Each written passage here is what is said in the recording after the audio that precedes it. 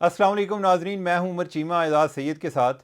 नाजरीन, आज के टाक शाक में हम बात करेंगे कि क्या इस्टेब्लिशमेंट न्यूट्रल है या नहीं। आपको याद होगा कि हम माजी में भी इस मौजू पर बात करते रहे हैं और वक्त के साथ साथ हम आपको अपडेट बताते रहे हैं। तो दोबारा से हम इस मौजू की तरफ वापस आ रहे हैं। तो आज हमारी बात इसी इशू पर होगी। तो एजाज़ सैयद साहब, आपका क्या ख्याल है वैसे? चीमा साहब, एनालिसिस और ख्याल आप अच्छा देते हैं, हम्म ये तो तय है ना कि एनालिसिस आप बहुत अच्छे, थोड़ी सी मालूमात मैं देने की कोशिश करता हूँ। चीमा साहब, मेरा ये ख्याल है कि इस्टेब्लिशमेंट न्यूट्रल नहीं है। अच्छा। जब हम बात करते हैं कि इस्टेब्लिशमेंट न्यूट्रल नहीं है, तो उसमें देर आर एरियाज जहाँ पर वो बिल्कुल न्यूट्रल नहीं है, and there are certain areas जहाँ पे भी न्यूट्रल है। एरियाज कौन से हैं जहाँ पे वो न्यूट्रल नहीं है? मेरे ख्याल में इस्टेब्लिशमेंट इमरान खान साहब के हवाले से न्यूट्रल नहीं है। अगर आप कहते हैं कि जी उसकी आपके पास एविडेंस क्या है, मालूमात क्या है, तो बाकी मालूमात तो हम गुफ्तगू के दौरान मैं दूंगा, लेकिन एक जो सबसे बड़ी मालूमात है कि ये जो रिले हो रही है ऑडियो लीक्स, ये इस बात का सबूत है कि इस्टेब्लिशमेंट न्यूट्रल नहीं है। क्योंकि ये जो ऑडियो लीक्स आ रही हैं, ये इस्टेब्लिशमेंट की तरफ से आ रही हैं। और क्यों आ रही हैं, इसके ऊपर तज्जिया आपका मैं डिपेंड करता हूँ। सच्ची बात है, मैं बड़ा सीखता हूँ जब आप तज्जिया करते हैं और हैरान कुन बात करते हैं, मैं हैरान हो जाता हूँ। तो ये जो ऑडियो लीक्स आ रही हैं, ये एक सोच समझ के आ रही हैं, एक ख़ास तरतीब से आ रही हैं, और जो इनकी जो फ्रीक्वेंसी है, फ्रीक्वेंसी के साथ साथ इनकी जो ग्रेविटी है या इनका इम्पैक्ट जिसे कहते हैं, हर जो आने वाली ऑडियो होती है वो पिछली ऑडियो से ज़्यादा खौफनाक, ज़्यादा हैरानकुन, और जिनके बारे में होती है, पर्टिकुलरली इमरान खान साहब के बारे में, वो ज़्यादा तकलीफ दे होती है। और आप ये देखिए कि जब ये ऑडियो लीक्स आती है तो इमरान खान साहब बिल्कुल खामोश।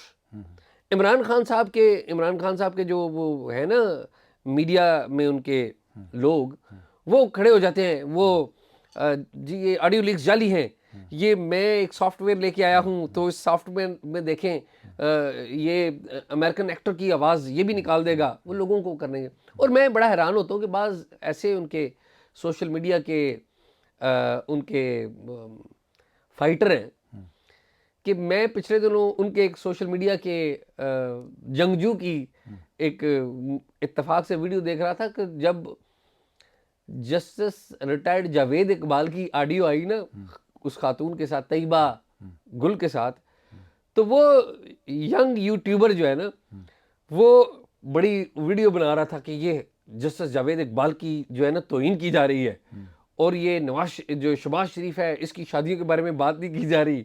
और जावेद भाई, शहबाज शरीफ हम नहीं कह रहे, मैं तो कभी कहता नहीं हूँ कि वो कोई अच्छा काम किया उन्होंने। आपको तो वैसे ही गुस्सा आ जाता है। हाँ, उनके बारे में तो मुझे बाज़ औक़ात बड़ा ही गुस्सा आता है। नहीं आना चाहिए, मैं ज़ाती तौर से आना नहीं चाहिए, लेकिन जब लेकिन मैं वो उन चंद एक बदनसीब लोगों में से हैं कि जिनका जिक्र करते हुए आपको गुस्सा आ जी जाता हाँ, है। और बावजूद इसके कि मेरी उनसे जब भी मुलाकात हुई है, उन्होंने मुझे बड़ा ही रिगार्ड दिया है, बहुत रिगार्ड दिया। ये उनको मैं क्रेडिट देता हूँ कि वो जिसे कहे टॉलरेंस है उसमें, उनमें। लेकिन टू बी फेयर कि मैं चीमा साहब जब चीज़ें देखता हूँ तो मुझे भी गुस्सा इसलिए आता है कि जब चीज़ें ख़राब देखता हूँ और उनकी जिम्मेदारी देखता हूँ इनके शहबाज शरीफ साहब के ऊपर, तो मुझे जेन्युइनली गुस्सा वो आता है। जिस तरह कहते हैं ना, नाराज बलोच, जी तो हाँ। आप जो है नाराज जेल में हैं। अच्छा, एक तो चीमा साहब, coming back to the point के इस्टेब्लिशमेंट जो है न्यूट्रल नहीं है इमरान खान के हवाले से, क्यों नहीं है वो आप बताइएगा। दूसरी, हम बात करते हैं कि इस्टेब्लिशमेंट न्यूट्रल कहाँ पर है, ये कहाँ पे हमें नज़र आ रही है। अपेरेंटली, बज़ाहिर हमें इस्टेब्लिशमेंट न्यूट्रल नज़र आ रही है गवर्नमेंट अफेयर्स में, कि जो पीडीएम जो गवर्नमेंट चला रही है, ये काफ़ी हद तक ऑटो पे चला रही है। हमें जो दूसरा एस्पेक्ट जो जहाँ पे न्यूट्रलिटी अपेरेंटली नज़र आ रही है, वो है अदलिया, कि अदलिया के मामलात में भी मुदाखलत नहीं की जा रही, मुदाखलत कर नहीं पा रहे या मुदाखलत की नहीं जा रही। जब अगर उन्होंने फैसला कर लिया कि करनी है तो वो फिर कर लेंगे, मुझे इस बात पे कोई डाउट नहीं है। अदलिया के अंदर इस्टेब्लिशमेंट की जो मुदाखलत का ब्लू लिटमस टेस्ट जो है वो जस्टिस काजी फाइज ईसा है कि काजी फाइज ईसा अगर चीफ जस्टिस बनाने की राह में रुकावट अगर उनके बनती है तो इसका मतलब है कि ये खुद से नहीं होगा। नहीं, लेकिन कोई काजी फायज ईसा के बारे में कोई इस्टेब्लिशमेंट की तो लड़ाई नहीं है ना। नहीं, काजी नहीं। फायज ईसा के बारे में जनरल फैज़ का इशू था। नहीं, वो जनरल फैज़ का इशू क्यों था? वो जनरल फैज़ का इशू इसलिए था कि काजी फाइज ईसा ने एक फैसला दिया था, ठीक है, और वो फैसला किसकी इन्वॉल्वमेंट के ऊपर था? वो इसी मामले की बस इन्वॉल्वमेंट। वो ये भी है ना कि जी वो एक अब नई इस्टेब्लिशमेंट नई है, इस्टेब्लिशमेंट एक है। पुरानी तो इस्टेब्लिशमेंट थी। अपेरेंटली अभी तक अदलिया में इन्होंने मुदाखलत इनकी नज़र नहीं आई, कम अज़ कम हमें नज़र नहीं आई। गवर्नमेंट के अफेयर में हमें नज़र नहीं आई, इमरान खान के अफेयर में नज़र आती है। एक बात तो ये है। दूसरी बात ये है कि हमने देखा है इस्लामाबाद, आपको पता है कि इस्लामाबाद में ब्यूरोक्रेट्स भी बड़े हैं जिनके इस्टेब्लिशमेंट के साथ बड़े ताल्लुकात हैं, हिस्ट्री है ताल्लुकात की।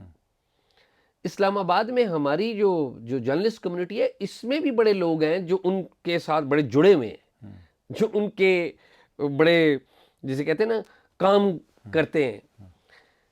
वो जाते हैं ब्यूरोक्रेट भी, मैं एक आध ब्यूरोक्रेट के बारे में मुझे थोड़ा सा आइडिया है, और कुछ जर्नलिस्ट भी हैं जो जाते हैं, वो कहते हैं हमने फिल्में देखी हैं। अच्छा, ये शर्म वाली बात होनी चाहिए। वैसे मेरा है कि फिल्में भी नहीं देखी, नहीं, ये लेकिन कहते हैं कि क्लेम फिल्में करते हैं। देखी मैं ये हैं। कह रहा हूँ बाज लोग क्लेम करते हैं ना। शायरी देखें, जो जर्नलिस्ट को फिल्में दिखाना को बहुत बेवकूफ़ आदमी होगा जो फिल्में दिखा रहा है। क्या वो जिम्मेदारी को ले रहा है कि हम ऑडियो लीक कर रहे अच्छा, हैं या फिर फिल्में लीक ये कर रहे हैं? वो चीमा साहब, मैं तो उन जर्नलिस्ट का कह रहा हूँ ना, और उन ब्यूरोक्रेट्स का कह रहा हूँ जो क्लेम करते हैं हमने वीडियो देखी वैसे है। एजाज इन जर्नलिस्टों की मुझे समझ नहीं लगती कि जब रेहाम खान ने किताब लिखी थी तो उस टाइम उसको डिस्क्रेडिट करने के लिए कि ये कहते थे बहुत ही गंदी किताब लिखी है, ठीक है। अब जो है ये खुशखबरियाँ दे रहे होते हैं कि नहीं जी हमने फिल्में देखी हैं, या ये है जी कि अब इतनी आनी हैं, इतनी बाकी हैं, वो ये अच्छा, मैं क्लेम अब कर देते हैं। अगली मालूमात के ऊपर बात चलता हूँ। पहली बात तो ये है कि जो जर्नलिस्ट ये कहे, क्योंकि जर्नलिस्ट सामने आके कहते हैं ना, ब्यूरोक्रेट तो सामने आके नहीं उस तरह से कहते, टीवी पे तो नहीं बैठ के। जो जर्नलिस्ट ये कहे, एक तो उसको एम्बैरस किया जाना चाहिए, उसको शर्म दिलानी चाहिए, और उसको टाउट कहना चाहिए कि ये टाउट है, ये जर्नलिज्म के लिए काम नहीं कर रहा है, ये एजेंसियों के लिए काम कर रहा है। उसको टाउट जरूर कहना चाहिए, ठीक है। शायद देखें, बात यह है कि मेरे ख्याल है कि टाउट कहने की बजाय अगर हम उसकी इंफॉर्मेशन को क्वेश्चन कर लें जी, तो ऐसे ये यूं ज़्यादा करें। बेहतर है। जी, ठीक बात। क्योंकि अगर उन्होंने देखी है, Valid मेरा बात जो है। पॉइंट है, मेरा जो इतराज़ है, मैं तो ये समझता हूँ कि उन्होंने नहीं देखी, ठीक। ठीक है। और उसकी क्या वजह है कि किस बुनियाद पे मैं अच्छा, कह रहा मैं हूँ? देखे हुए कि एक आदमी की कहानी सुनाता हूँ। अच्छा, पिछले दिनों, ये मैं ज़्यादा पुरानी बात नहीं कर रहा हूँ, इसी हफ्ते की बात बताऊँ, एक वज़ीर साहब से मेरी मुलाकात हुई। मैंने वज़ीर साहब से पूछा, ताकतवर वज़ीर है वो, मैंने पूछा उनसे, ताकत क्या है, को बादाम वगैरह खाते हैं? बादाम खाते हैं, ओहदा भी उनका, यानी वजारत भी उनकी जो है ना ताकत रखती है। तो मैंने उनसे पूछा, मैंने कहा जी बताएं कि कोई सुना है कि कुछ लोग कह रहे हैं कि वीडियोस भी हैं, उनका है। मैंने कहा जी आपने देखी है? उन्होंने कहा जी मैंने देखी है, एक मुझे दिखाई गई है। तो मैंने कहा जी क्या है उस वीडियो में, क्या है उस वीडियो में? अब ये वजीर साहब कहते हैं उस वीडियो में ख्वाजा सराय पिंडी का, ये वो वजीर साहब मुझे बता रहे हैं, और ज़ाहिर है एक कॉन्फिडेंस के लेवल में बता रहे हैं कि जी ये, लेकिन इन्फॉर्मेशन उन्होंने दी। तो मैंने कहा जी ये बात कोई मुनासिब बात है? ये आज आप एक बंदे के बारे में कर रहे हैं, सच्ची या झूठी पता नहीं क्या है, कल आपके बारे में भी आ सकती है, परसों किसी और के बारे में भी आ सकती। उन्होंने कहा बकौल उनके, उन वजीर साहब के, उन्होंने कहा देखें जो खान साहब है ना, उन्होंने कोई लिमिट नहीं छोड़ी इस्टेब्लिशमेंट को गंदा करने में। तो अगर आपने इस्टेब्लिशमेंट को गंदा करने में कोई लिमिट नहीं छोड़ी और इस्टेब्लिशमेंट को बार बार पत्थर मार रहे हैं, तो वो भी फिर जवाब देगी। तो ये वो जवाब है उनका। तो ये वो एक जिम्मेदार वजीर है जो मुझे बता रहा है, जिसने ये वीडियो देखी है बकौल उसके, कि वो कहता है जी ये ख्वाजा सराय जी पिंडी का, उसको ढूंढ भी लिया, और जब मैंने उसे कन्फ्रंट किया कि ये मुनासिब बात नहीं है ये, तो वो जवाब ये देते हैं। उनकी आर्ग्यूमेंट उनकी उनकी साइड की है। तो ये मुझे नज़र आता है कि इस्टेब्लिशमेंट न्यूट्रल नहीं है, एक मौजू के ऊपर न्यूट्रल नहीं है। अच्छा, अब दूसरा उनका चैलेंज क्या है at the same time establishment का? दूसरा चैलेंज उमर चीमा साहब इस्टेब्लिशमेंट का ये है कि दहशतगर्दी, टीटीपी, तालिबान, ये उनका चैलेंज है। ये जो जनरल साहब हैं, जनरल आसिम मुनीर, सैयद आसिम मुनीर, मौलाना अजी सैयद आसिम मुनीर, ये तो जनरल आसिम मुनीर जो है, जनरल आसिम मुनीर वो आईएसआई चीफ थे या वो कोर कमांडर थे जो तालिबान से मुज़ाकरात के हवाले से आयतें पढ़ के बताते थे कि इनसे मुज़ाकरात करना क्यों ज़रूरी नहीं है, ये खारजी हैं। कोर कमांडर्स मीटिंग में जनरल आसिम मुनीर ने आयतें पढ़ के बताया था कि इनसे मुज़ाकरात ना करें, ये खारजी हैं। कुरान की आयतें पढ़ उनकी के, बड़ी क्लियर लाइन है तालिबान उनकी क्लैरिटी है। अच्छा, वो तालिबान के बारे में उनकी पूरी क्लैरिटी है, और तालिबान के हक में कौन बयानात दे रहा है? जनाब इमरान खान साहब दे रहे हैं। फवाद चौधरी साहब का अगले दिन मैंने बयान देखा, फवाद चौधरी साहब कहते हैं जी मौलाना हैबतुल्लाह जो है ना, मौलाना हैबतुल्लाह और जो अफगान तालिबान और टीटीपी के ऊपर एक ही शख्सियत का असर है, वो जनाब इमरान खान है। अच्छा, डीप इनसाइड फवाद चौधरी, अगर फवाद चौधरी को आप जानते हैं और आप भी जानते हैं, फवाद चौधरी से आप अकेले में पूछे ना कि डू यू बिलीव कि तालिबान मसले का हल है, वो तालिबान को मोटी मोटी गालियां देगा पर्सनली। वो जाती तौर पे उसकी थिंकिंग प्रोग्रेसिव है, लिबरल है, लेकिन इमरान खान के ऊपर जब मामला आता है तो वो जिसे कहते हैं ना, फना फिल इमरान खान है, वो अपने ज़ाहिर सियासी मुफादात के तहत। तो मेरे ख्याल में ये जो दो चीज़ें हैं ना, कि एक इस्टेब्लिशमेंट को बार बार पत्थर मारना, और दूसरा टीटीपी को और तालिबान को हमायत करना, ये मेरे ख्याल में दो वजूहात हैं जिसके ऊपर ये है। और तीसरी और आखिरी वजह ये है कि इमरान खान साहब इमरान खान साहब ने इस्टेब्लिशमेंट के बाज़ बंदों को, डीजीसी आसिम मुनीर को, आसिम मुनीर कह रहा हूँ, फैसल नसीर को, सेक्टर कमांडर आईएसआई के ब्रिगेडियर फ़हीम, उनको, ब्रिगेडियर राशिद है लाहौर के, उनको नाम ले लेके इन्होंने वो किया है, एम्बैरस करने की कोशिश की है। और एक और साहब भी हैं, वो पुलिस के हैं, लेकिन वो भी in one way part of the establishment है। वो है ये जो आईबी पंजाब के जो चीफ हैं, बिलाल कमियाना। ये 25 मई को जब इमरान खान साहब ने एहतजाज शुरू किया था, पहला जो धरना नाकाम हो गया था, एहतजाजी मुजाहरा जो नाकाम हो गया था, उस पे बिलाल कमियाना पुलिस में थे, वो गालबन लाहौर में। जी। तो इन्होंने कहा था मैं बिलाल कमियाना तुम्हें हथकड़ी लगवाऊंगा। अब वो बिलाल कमियाना वो पंजाब में इंटेलिजेंस ब्यूरो का चीफ बैठा है। वो फैसल नसीर जिसके खिलाफ ये पर्चा करवाना चाहते थे, वो डीजीसी बैठा है। यू नेवर नो, कल उसकी प्रमोशन हो जाए, वो डीजीआईएसआई बन जाए, यू नेवर नो।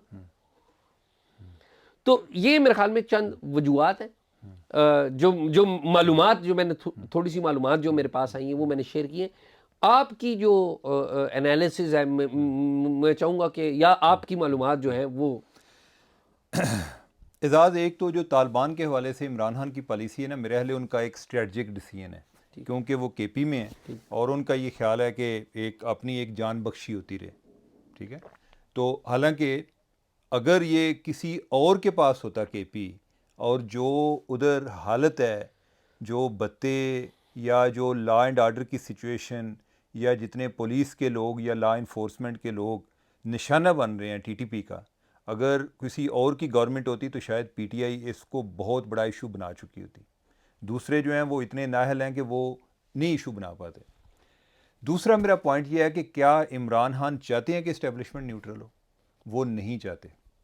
आपकी नज़र से शायद जावेद चौधरी साहब का कालम गुजरा हो, बिल्कुल ठीक, जिसमें उन्होंने 2 एनआरओ का जिक्र किया है, और जिस तरीके से इमरान खान को सादिक और अमीन बनाया गया, ठीक है, या जिस तरीके से उनको बनी गाला में उनके घर की रेगुलराइजेशन की गई, हम इस पर बात कर चुके हैं उनकी सदाकत और अमानत की, कि उनका केस कितना वीक था।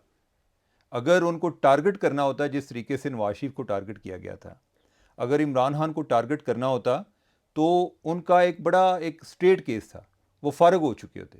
और उधर क्या हो रहा है, बैलेंसिंग एक्ट, कि जी नहीं एक बंदा जो है दूसरा केस चल रहा है जहांगीर तरीन का, तो एक को हम जो है छोड़ सकते हैं और एक को हमने लटकाना है, नहीं तो हमारे जो साथी जज नहीं मानते।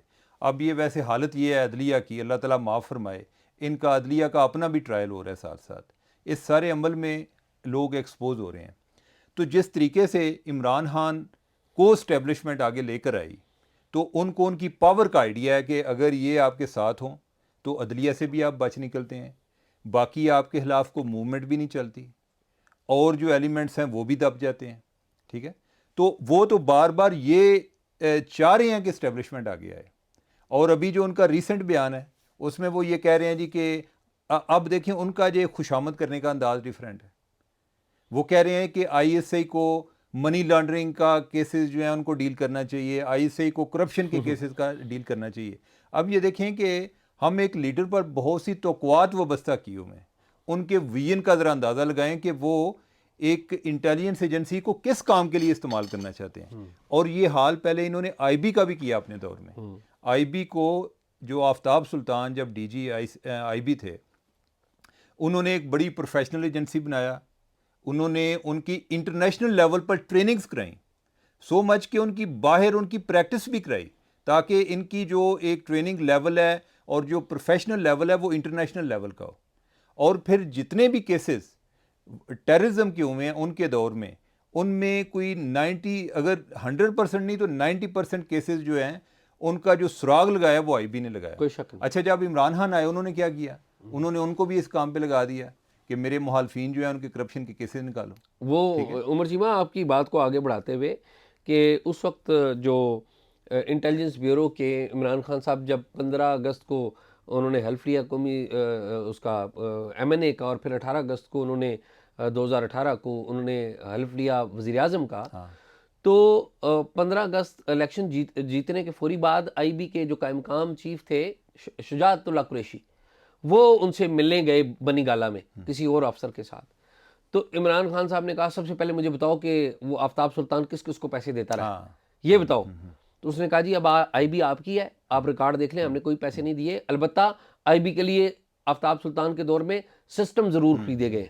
अच्छा, फिर जब ये वज़ीर आज़म बन गए तो इन्होंने आईबी चीफ को बुलाया, शुजातुल्लाह कुरैशी को। शुजातुल्लाह कुरैशी को इन्होंने जब बुलाया तो उनको मिलते साथ खड़े खड़े जुल्फी बुखारी भी साथ थे। इन्होंने कहा कहा कि मुझे नवाज शरीफ, आसिफ अली जरदारी, इनके ख़ानदान और इनके दोस्तों के खिलाफ जो करप्शन के केसेस हैं वो निकाल के लेके आओ, वो निकाल के लेके, ये तुम्हारी सिर्फ एक ही असाइनमेंट है। तो ये आईबी को तो इस तरह से इन्होंने इस्तेमाल करने को, और ये जो मालूमात मैं दे रहा हूँ इसको डिनाई कोई कर दे, ये सारे करैक्टर्स नाम ले रहे हैं ना, वो डिनाई आके कहें कि ये नहीं है। अच्छा, वो बात हम उसी पे वापस आते हैं कि क्या इस्टेब्लिशमेंट को वो न्यूट्रल करना चाहते हैं, वो नहीं चाहते इस्टेब्लिशमेंट को न्यूट्रल करना। ठीक है, तो एक अदारा जिसके पास ऑलरेडी पावर हो, अच्छा आप उसको टारगेट करेंगे बार बार तो अल्टीमेटली वो रिएक्ट करेंगे। अगर आप उनको फोकस कर रहे हैं जिस तरह आपने मुख्तलिफ अफसरान का बताया, तो इसका मतलब है कि आप किसी को न्यूट्रल देखने नहीं चाहते। आपको इल्ज़ाम लगाने के लिए कोई ऐसी सॉलिड एविडेंस चाहिए भी नहीं। आप जो है इल्ज़ाम को एज अ इंस्ट्रूमेंट इस्तेमाल करते हैं दूसरे लोगों को ब्लैकमेल करने के लिए, कि मैं अगर लगाऊंगा तो चूंकि आई एम लाउड माउथ, मुझे लोग सुनते हैं, तो ये बंदा इसमें घबरा जाएगा, ये बैठ जाएगा। फिर उसमें रिएक्शन क्या होता है, कुछ घबरा जाते हैं और दूसरे जो हैं वो रिएक्टिव हो जाते हैं। ठीक है, जहाँ तक आपने ऑडियो लीक्स या वीडियो लीक्स की बात की, तो उस सिलसिले में मेरी भी किसी से बात हुई जी कि ये सिलसिला कब रुकेगा। उन्होंने कहा जी कि ये मवाद तो बहुत ज़्यादा मौजूद है, ये अब गवर्नमेंट पे डिपेंड करता है कि वो कितना इस्तेमाल करना चाहती है। तो ये हो सकता है कि इलेक्शन तक जाए। परमानेंट गवर्नमेंट या ये नहीं, गवर्नमेंट का लफ्ज़ उन्होंने इस्तेमाल अच्छा, किया, ठीक। यानी कि गवर्नमेंट भी तो बेनिफिशरी है ना इस सारे अमल में। कि आपको पता है कि ये जो ये इनकी आई है, वो पहले जो ऑडियो आई है खातून के साथ, उसके बाद उसके बाद जो जुमा आया है, उस जुमे में जो कई जगह पे उलमा ने अपने खुतबे में इस पर बात की है। ठीक है, तो इसका एक इम्पैक्ट तो हो रहा है। अब इसका इम्पैक्ट जो है यानी कि उसकी गवर्नमेंट भी बेनिफिशरी है। तो मैं उनको पूछ रहा था कि सबसे जो एक मुतासर कुन यानी इम्पैक्ट के हवाले से कोई ऑडियो वीडियो आ चुकी है या आनी है? तो उन्होंने कहा जी कि वो इलेक्शन के करीब आएंगी।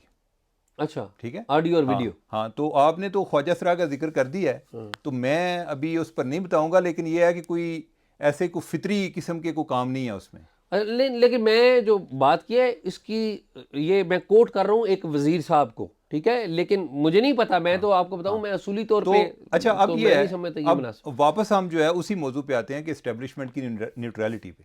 इस पे पिछले दिनों ना एक आर्टिकल लिखा एजाज हैदर साहब ने, जी, ठीक है, बड़ा डिटेल आर्टिकल था, ज़्यादा फलसफियाना किस्म का था कि उन्होंने कोई जो इस पे कोई लिटरेचर अवेलेबल है, कोई इंटरनेशनल स्कॉलर्स जो हैं वो डेमोक्रेसी में जो मुख्तलिफ कंट्रीज़ में जो फ़ौज का रोल है उस पर क्या बात करते हैं। एक जो बात उन्होंने जो पॉइंट उठाया, उन्होंने कहा जी कि जनरल बाजवा ने तकरीर की जिसमें उन्होंने कहा जी कि इस्टेब्लिशमेंट अब सोच रही है कि हम सियासत में हिस्सा ना लें, और इसमें एक तरह का इकरार भी मौजूद था कि वो पहले से हैं। ठीक है, उन्होंने कहा कि एक जो और बात है, इस पर तो सब लोगों ने बात की है जी कि हाँ ये मान गए हैं, या इन्होंने चलें एतराफ़ कर लिया है, या ये एक एतराफ़ जो है वो डॉक्यूमेंट हो गया है। जो एक बात जिस पर तबसरा नहीं हुआ, जिसका तज़किरा नहीं हुआ, वो जनरल बाजवा ने ये बात भी की थी कि जो रेकोडक का केस है वो भी फ़ौज ने सॉल्व किया था। ठीक है, जो हमारा एक टर्की का शिप इधर आया था, उनका कोई उसका नाम मुझे भूल जाता है, तो वो आया था, हैं कारके में, कोई इसी तरह का था, तो उसका मामला भी इंटरनेशनल मुसालियती अदालत में चला गया था, फोरम के पास, और उधर भी हमें कोई $1 बिलियन से ज़्यादा का फ़ाइन हो गया था। तो वो मामला भी टर्की के साथ मिलकर जो इस्टेब्लिशमेंट है उसने अर्दोगान वगैरह को कह के हल करवाया। मैं चीमा साहब, ये जो उन्होंने कहा है, हाँ, लेकिन ये ग्राउंड रियलिटी से डिफरेंट है। अच्छा, इसमें ये एक अलग प्रोग्राम के मुतकाजी है, लेकिन मोटी बात बता दूं, उस सारे खेल में, उस सारे मामले में नेशनल अकाउंटेबिलिटी ब्यूरो के ऑफिसर्स, वो उनका रोल था। उन्होंने उस सारे मामले को डील किया था और उस पे सदारती तमगे दिए गए। उन ऑफिसर्स को इग्नोर करके, यानी कि नैब के जिन ऑफिसर्स ने एक्चुअली वो काम किया था, उनको इग्नोर करके उन लोगों ने जिन्होंने तश्तरी ला के सामने रख दी थी। नहीं एजाज, मुझे एक बात बताएं जी, कि ये तो बात फैक्ट है ना कि हमें फाइन हो गया था। जी, जी। अब जब फाइन हो गया तो क्या जो नेशनल अकाउंटेबिलिटी के अफसरान हैं वो, उनका तो इतना क्लाउड नहीं था ना कि वो उधर टर्की की गवर्नमेंट के साथ वो नेगोशिएट करते। उमर, हमारे जो एक नैब का जो एक अफसर था, उस नैब के, मैं कहता हूं ऐसे अफसर जो है अनसंग हीरो हैं। उस अफसर ने जो वो टर्की की कंपनी थी कारके, उसकी जो रिश्वत देने का जो सबूत है ना, जो कि गालिबन बरतानिया की एक ऑफशोर कंपनी के कागजात में मौजूद था, उसकी एविडेंस निकाल ली थी, और उस एविडेंस को कन्फ्रंट किया गया था तो वो पीछे हो गए थे। अच्छा, ये असल बात थी, और वो जो एविडेंस निकाली थी वो नैब के अफसर ने निकाली थी। आगे वो लेके वो गए थे क्योंकि ज़ाहिर है उनकी वो है, लेकिन उसमें असल रोल वो नैब के अफसर का था। उनको इनाम नहीं दिया था, ये इमरान खान साहब ने, ज़ाहिर फैज साहब थे तो अच्छा, वो दे दिया। ये जो है, अगर एक ठीक है उस अफसर का भी रोल होगा, और दूसरा ये भी है कि जिस तरह पनामा केस में बी तो आई से या दूसरे जो हैं वो एविडेंस लेकर आ रहे थे और नैब के जरिए पेश कर रहे थे, एन मुमकिन है ये भी हो, लेकिन हम दोनों को क्रेडिट दे देते हैं। ठीक है, नैब का अफसर जो है डेफिनेटली उसका रोल होगा, और अनफॉर्चुनेटली इतने बड़ों की गेम में उनकी कोई कंट्रीब्यूशन जो है वो काउंट नहीं होती। लेकिन एक और तीसरी बात, जब फैटफ वाला इशू आया, ठीक है, फैटफ वाले इशू को भी मेनली एस्टेब्लिशमेंट ही डील कर रही थी। ब्रिगेडियर सतह का एक अफसर बनाया गया जीएचक्यू में, एक सेल ब्रिगेडियर की सरबराही में बनाया गया। जी हाँ, और जो उस काम के लिए जब फैटफ का मामला हुआ तो हम तो बिल्कुल अनअवेयर थे कि क्या हो रहा है। तो उस टाइम इन्होंने, एक हबीब बैंक के साबिक सदर हैं, और उनके साथ उन्होंने इनको कोई इस्टेब्लिशमेंट को एक बंदा मुतारफ़ कराया बाहर का, जिसने आगे वो इनका कंसल्टेंट बना, ऑस्ट्रेलिया का। हाँ, ऑस्ट्रेलिया का था, वो कंसल्टेंट बना, उसने आगे इनको गाइड किया, आगे जो कोई पॉलिसी की इम्प्लीमेंटेशन है, और ख़ास तौर पे ये जो टेरर फाइनेंसिंग के रिलेटेड इश्यूज थे उसमें उनका रोल था।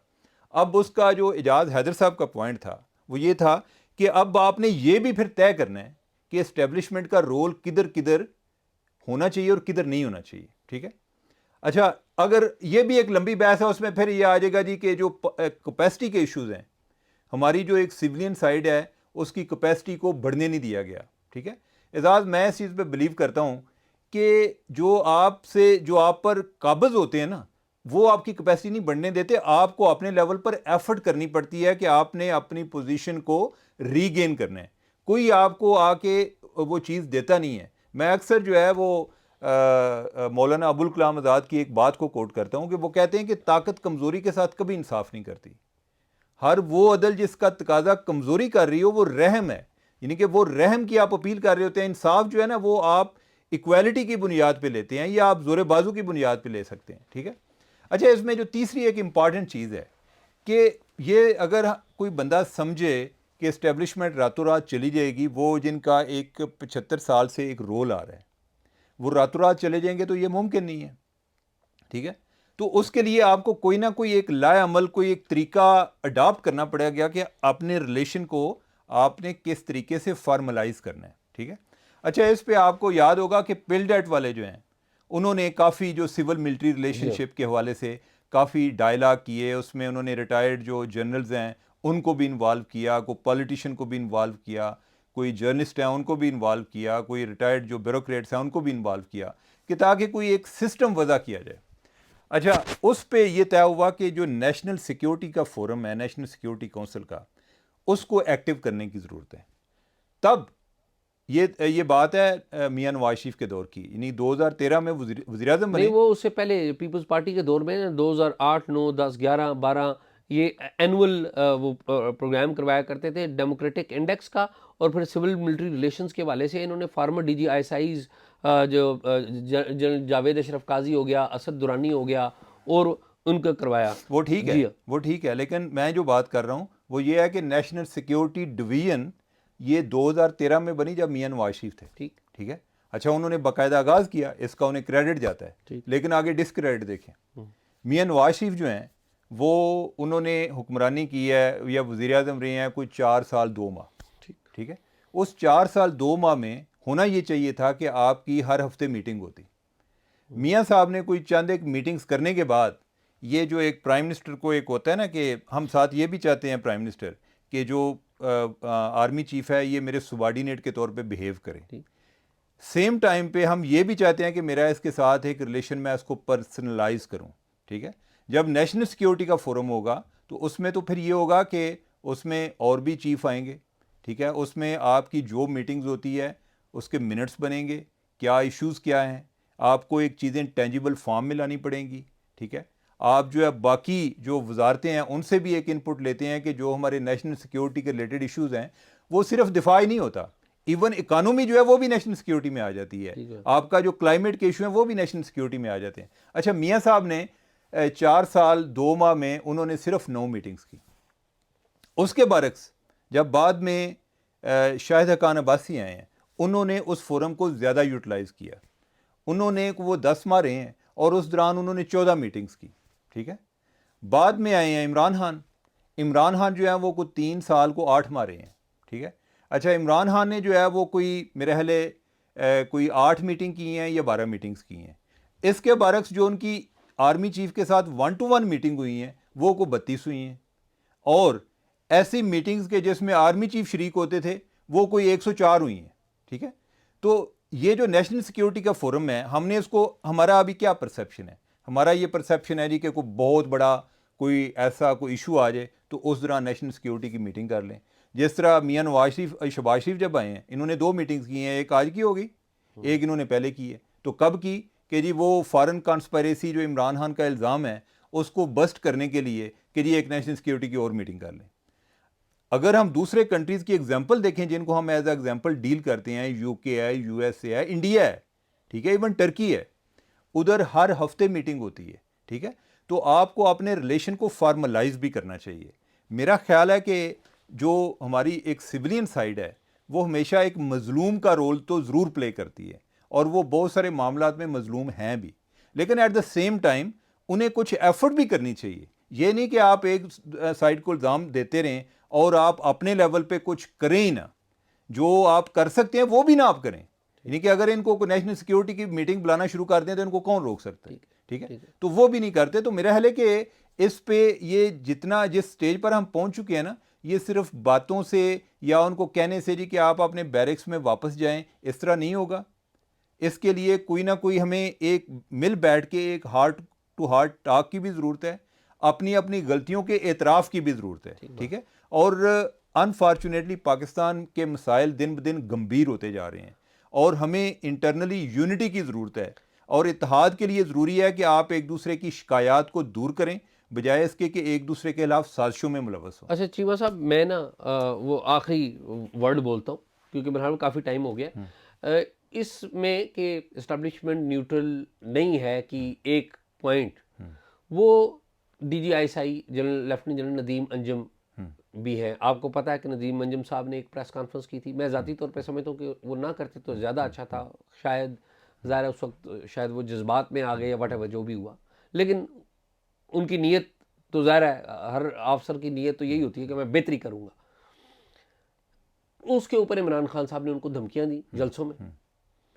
अब एक बंदा जलसों में अगर आपका नाम लेगा तो मुझे ये बताएं कि क्या आप उसके बारे में अच्छा सोच रहे हैं? ऐसे ही है। और इससे पहले जब DGISPR ने कोई नेशनल सिक्योरिटी मीटिंग के हवाले से कोई करेक्शन करने की कोशिश की थी तो उन्होंने कहा जी कि इसका क्या काम है सियासी मामलात में मुदाखलत करने का। ठीक है, तो मेरा ये ख्याल है कि चीमा साहब, ये बड़ी मुश्किल सिचुएशन है इस वक्त। इस्टेब्लिशमेंट हमें विजिबली नज़र आ रही है कि वो न्यूट्रल नहीं है, विजिबली नज़र, और क्यों, किसके बारे में न्यूट्रल नहीं है वो भी हमें नज़र आ रही है।